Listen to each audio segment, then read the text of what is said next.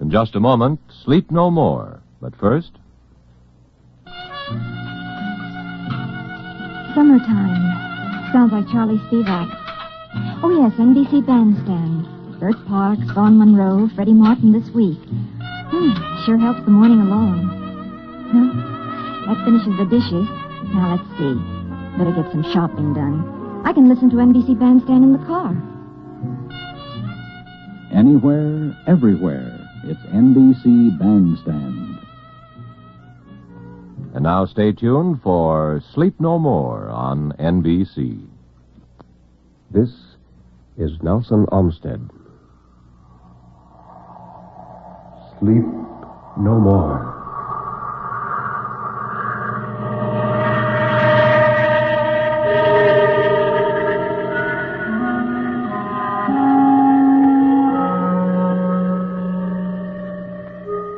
Sleep no more.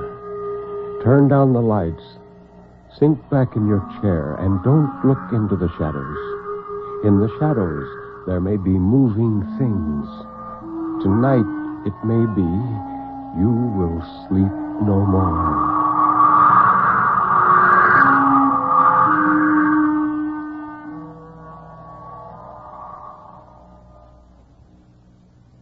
Good evening. This is Ben Grauer introducing tonight's Tale of Terror, told by Nelson Olmsted on the National Broadcasting Company's presentation of Sleep No More. The story of terror can be as simple as a sheeted ghost rattling chains. It can be a complex and hidden world of horror, lurking in such unholy dimensions as only the dead and the moonstruck can glimpse. Or it can be those terrible, fathomless shadows which lie buried deep in the primitive mind of civilized man. And for this evening, well, Nelson Olmsted, tell us about this evening's story.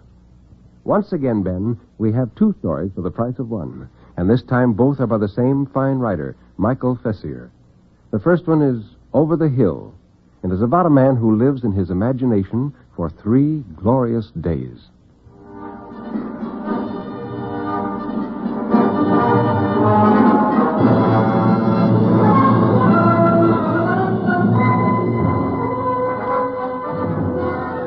I guess it was imagining things that brought it about. I mean, imagining some things and not imagining others, not even daring to think about them.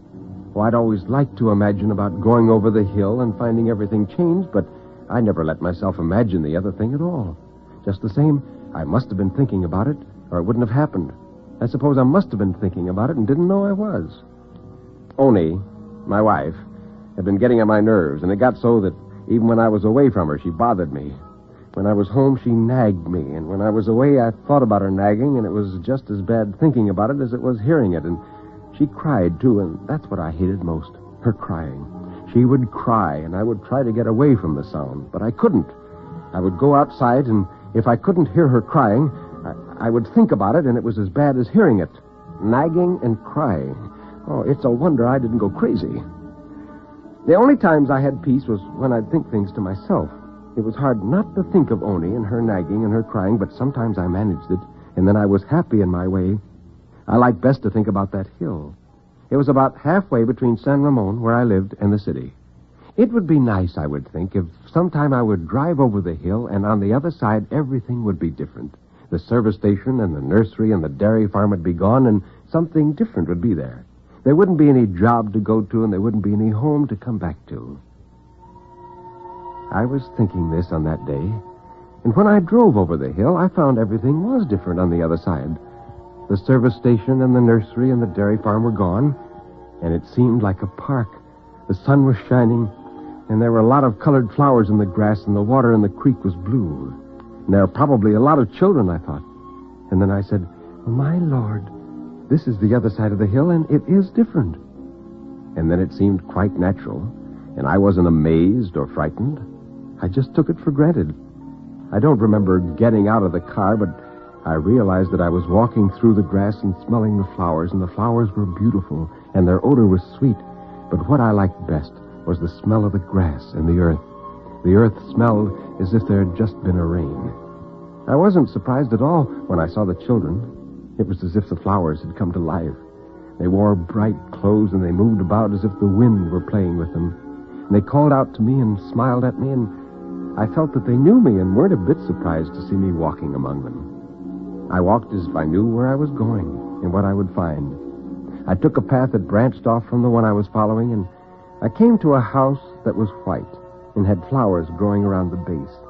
The stream flowed through the yard, and the water was blue except where the sun shone on it and made it gold. A woman came out and smiled at me, and I smiled at her and said hello. She was beautiful, and I knew how her voice would sound even before she spoke. It was soft and kind and happy, and she sat on a white bench that had vines around the legs and back, and she motioned for me to sit down beside her. I sat down and took off my hat and threw it on the grass, and I felt the breeze blowing through my hair, and I said, "I've been a long way off, and I've come a long way back." I didn't know why I said it, but she understood, and she nodded and smiled. I said, "You're beautiful and kind." And she said, "Everything is beautiful. You're beautiful." And I thought a while, I guess I am in a way, but I didn't know it. You forgot. Yes, I forgot.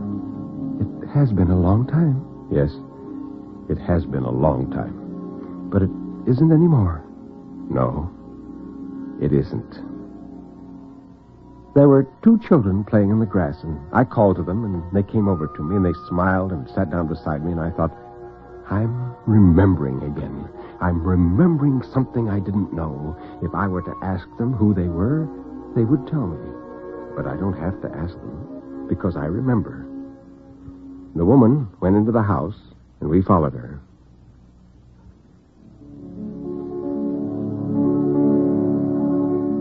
She sat at a piano, and she played tunes that I've never heard, but that I knew. It was music that rippled and flowed and then laughed and bubbled. I watched her hands as they moved over the black and white glistening keys, and I thought, it wouldn't matter if there was no piano and no music. Just watching her hands would be enough.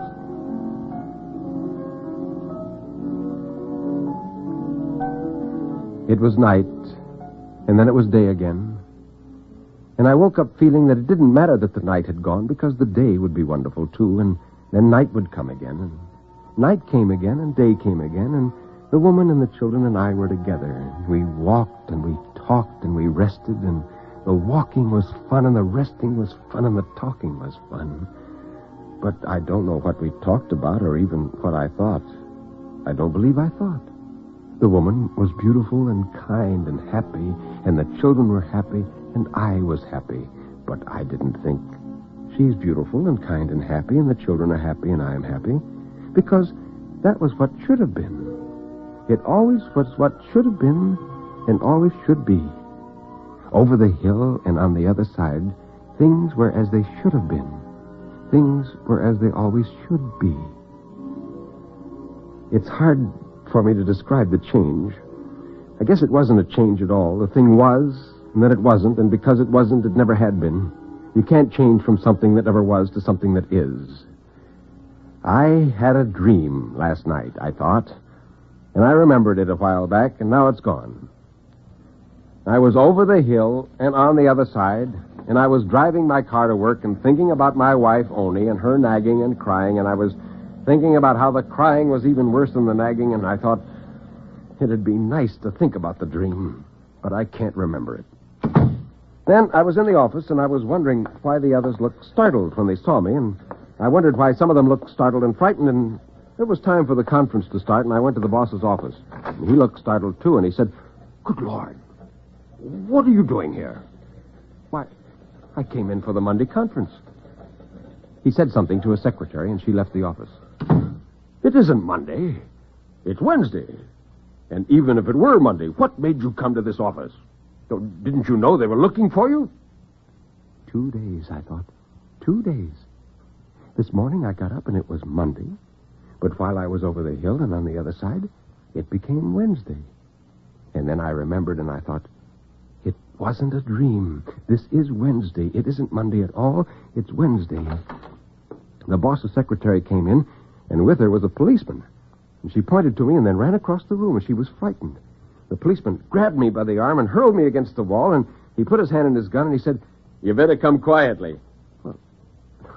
Now, why should I go with you at all? Now, don't play innocent. I'm not playing anything. I just don't know what you're talking about. I'm talking about your wife, and you know darn well I am. My wife? My wife? Why? Because you killed her Monday, and you know that darn well, too. This isn't Monday, I thought. It's Wednesday. It isn't Monday.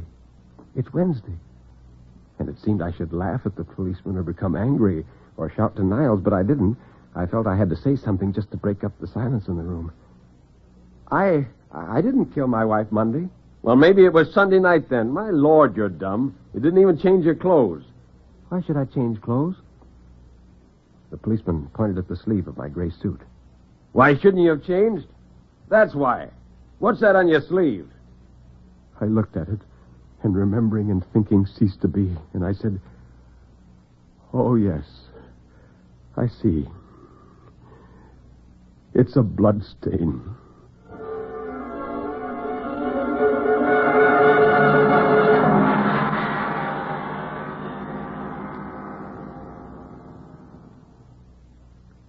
Nelson Olmsted again.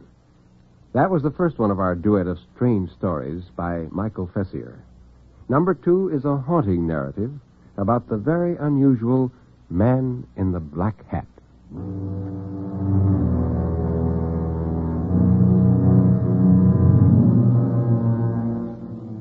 I had no money in the black, and the stock market stopped on red, so after holding me upside down and shaking the last dime out of my pocket, they turned me loose. Well, San Francisco isn't such a bad place to be broke in. You walk around and look at things, and you forget your troubles. This day I was walking along Van Ness Avenue. Second-hand dealers had cars parked halfway across the sidewalk.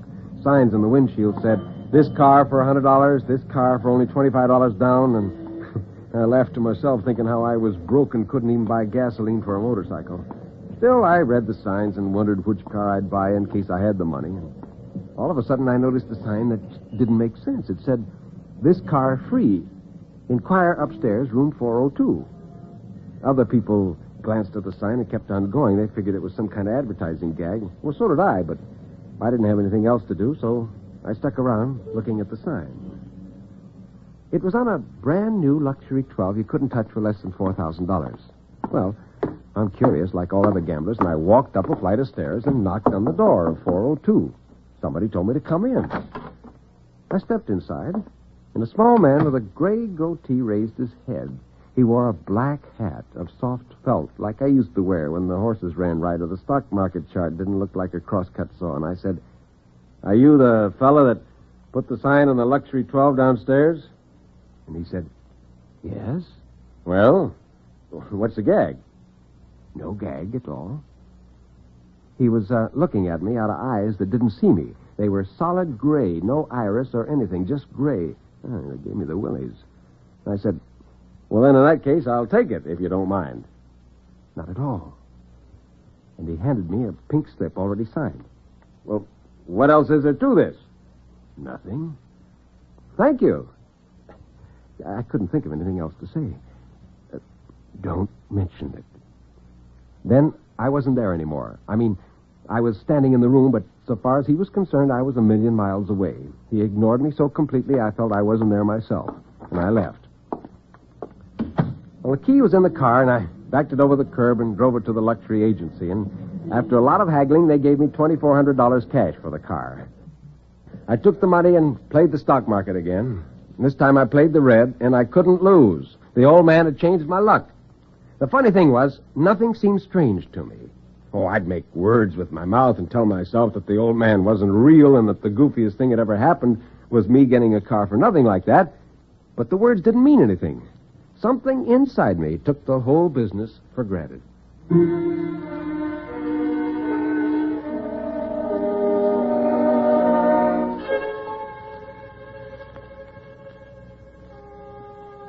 I took my winnings and bought a trip for myself. I went down to Florida and cleaned up a few thousand shooting dice and betting in the races, and after that I went to New York. One night, I turned a corner and almost bumped into the old man. I wasn't surprised, and I knew it. It seemed perfectly natural to see him, except that he was broke. I could see he was. And I said, "Hello, remember me?" His gray eyes turned toward me with about as much expression as marbles. "Certainly," he said. "How are you?" "Well, it's Jake at Jamaica Ginger. You mind walking a ways with me?" He fell into step with me, and I led him around the corner to where my car was parked. It was a $5,000 Imperial I'd bought a couple of days before, and I said, "This car is free." His eyes didn't show any feeling, but his lips smiled a little, and he said, "What's the gag?" "No gag at all." "Then, in that case, I'll take it if you don't mind." "Not at all," I said. And I took the pink slip out of my wallet and held it against the windshield while I signed my name, and I handed it to him, and he said, "Thanks. Don't mention it." And he got in the car and drove away.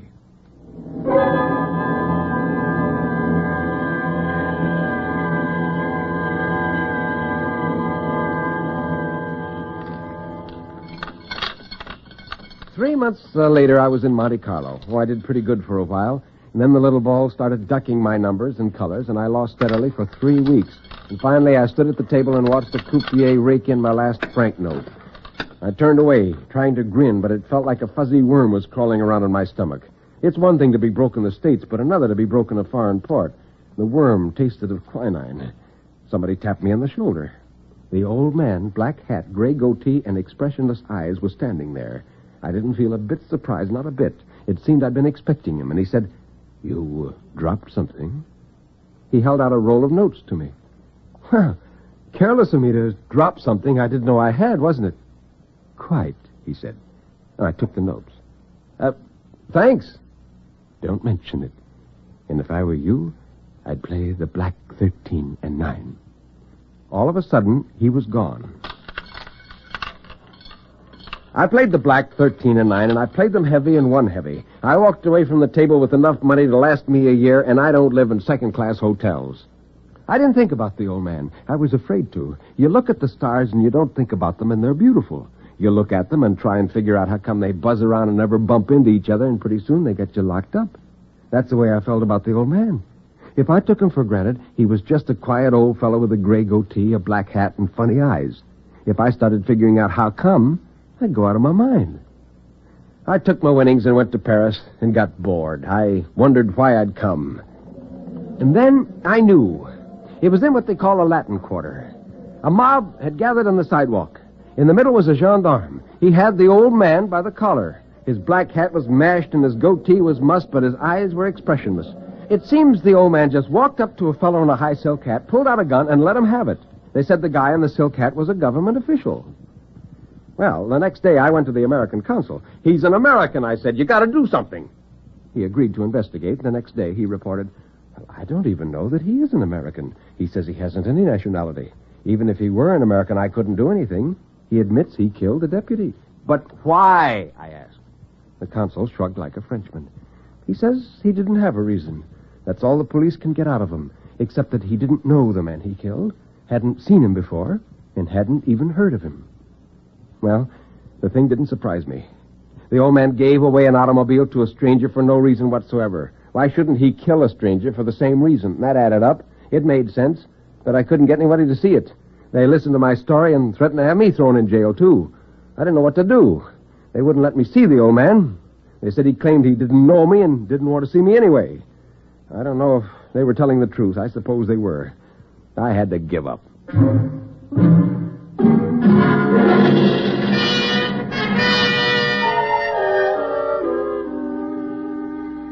I hung around Paris for 3 months and then caught a boat for home. I went down to the bar and ordered a whiskey sour as we left the dock. And just as I finished it, the old man in the black hat appeared again, and he said, "Have one on me." Now, if you put your finger in boiling water, you'll get scalded. But if you put it in molten metal that's 100 times hotter, you don't feel anything. Surprises that way. If I'd seen anything that was merely terrifying, I would have shrieked like a woman. But I saw the man in the black hat, and I was calm. Maybe I was too stunned to be frightened or alarmed. Anyway, I spoke calmly. "You, were being taken to jail the last time I saw you?" "I escaped. What will it be?" "Whiskey sour. How did you manage it?" 2 whiskey sours. Why, I just walked away from there. I took my drink and I started to lift it to my lips. And then I set it down carefully so as it wouldn't spill. And I said, "Now look here. This can't go on forever, you know. One of us is out of our mind. And if it's a tie, I don't like it. Now..." His head was turned half away from me, but his gray marble eyes swung around and stared into mine. And he shrugged and his eyebrows lifted. "Is something the matter?" Good Lord! Something? Why, they executed you. They cut your head off with a guillotine. So? Yes, I read it in the papers. That's their notion of it. Have another. Give me the bottle. I took a drink and kept my hand on the bottle. He took it from me and poured himself a drink, and he tossed it down without taking his eyes off me. Now, they did execute you. They cut your head off and you died. I know they did. Now, don't tell me they didn't. All right. Have it your own way. I took another drink and I thought a while, and then I gripped the bar with both hands and I said, "All right, I'm ready. I've got to know sooner or later, so let's have it. Who are you?" "Don't you know?" I'm asking. "All right. I'll tell you." A drunk came by and lost his balance, and he threw his arms around me and almost dragged me down. And when I got rid of him, the man in the black hat was gone. I couldn't find him anywhere on the boat. I'm in the United States now. I keep traveling around, but I know it isn't going to do me any good. Someday, someplace, I'm going to meet the man in the black hat again. And I know he'll tell me who he is. And I don't want to be told.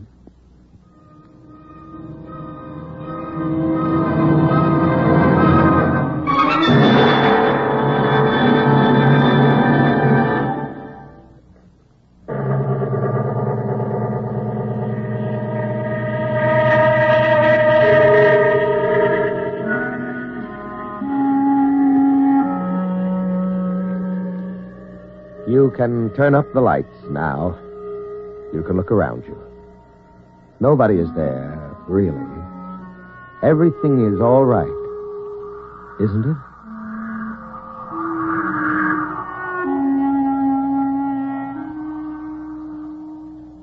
Step over here, Nelson Olmsted, and tell us about next week's story.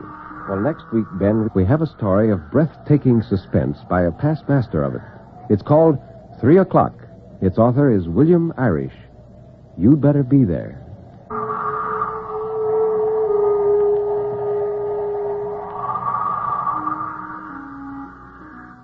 You have been listening to Sleep No More, an NBC Radio Network production directed by Kenneth McGregor. Mr. Olmsted's albums are recorded exclusively for Vanguard Records. Until next week, when Nelson Olmsted will again be here in person, this is Ben Grauer bidding you good night.